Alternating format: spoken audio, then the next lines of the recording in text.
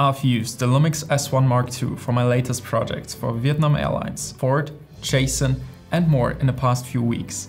I was able to try all its new features in detail, and some of them really surprised me. Here's my honest take on this new camera.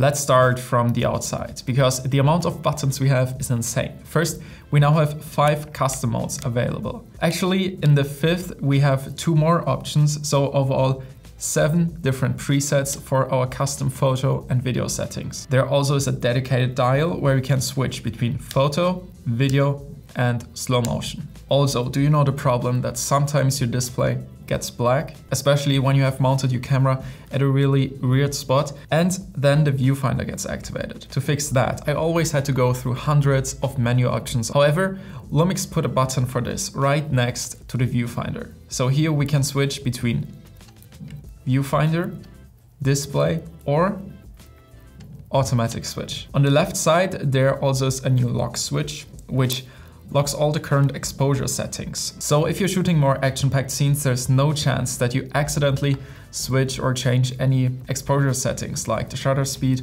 or aperture. Even more, you can define precisely in the menu which buttons should be locked and which ones should still be accessible. I also like the positioning of this dial, the shutter speed dial, way better on this camera compared to the LUMIX S1 Mark II, where I sometimes really came at it by accident. This never happened on the LUMIX S1 Mark II. The display also can now be tilted in even more ways. Do you remember on most cameras you have to unfold your display, turn it like this, and then you'll have the tilted screen. Now on this camera, we can just put it like this and tilt it up like this. The big advantage is that you now have the centered view of the lens right in front of you, instead of having it on this side. While this is still possible if you have some special setups or you just want to shoot like this.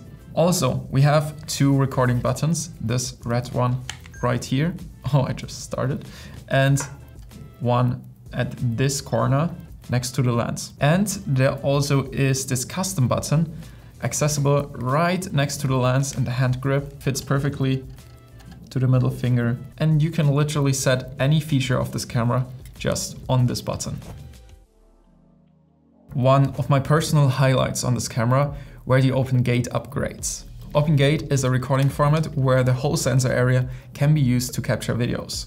This usually is 3:2. And it's great if you want to use your videos for YouTube and vertical short form content at the same time. Now, cameras like the LUMIX S9, S5 Mark II already had this option. The only thing that was missing for me was Open Gate in slow motion. Now, the LUMIX S1 Mark II can shoot 5.1K Open Gate in up to 60 FPS without any cropping. That's what I was waiting for, and this is what I use a lot on this camera.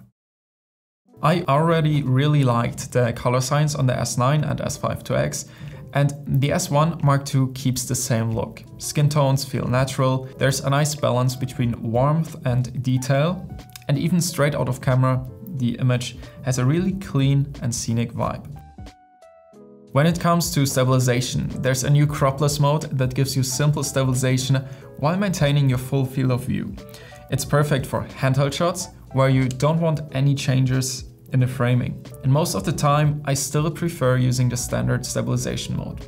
It adds a slight crop, but it gives you that sweet spot between strong stabilization and preserving the image area. For me, the standard stabilization is the perfect middle ground. And then there's the high mode, which honestly makes your footage look like it was shot on a gimbal when you walk smoothly. Of course, a gimbal still is needed if you do more advanced camera moves or orbits. I love shooting action-packed scenes, and in those situations, the sensor's readout speed makes a big difference. The faster the readout, the less rolling shutter you'll see. That's where the S1 Mark II really steps it up. Thanks to its partially stacked sensor, it delivers a big upgrade in this area. While the 6K Open Gate readout on the S5 Mark II Mark IIX, yeah, and the S9 sits around 25 milliseconds, the S1 Mark II comes in at around 13 milliseconds. And that translates to noticeably less skew and jello, especially when panning quickly or tracking fast motion. One thing I noticed right in the beginning was the weight. With 740 gram body-only weight, it is heavier than my Sony a7S III with 614 gram. But with the brand new 24 to 60mm f2.8 lens, you can even save some weight when it comes to your lens. I used this one as my all-rounder, instead of the 24 to 70mm lens, which was heavier. And I'm happy to leave this 10mm difference behind and save some weight. I always find a few hidden gems on new cameras, features that don't get much attention but are actually super useful.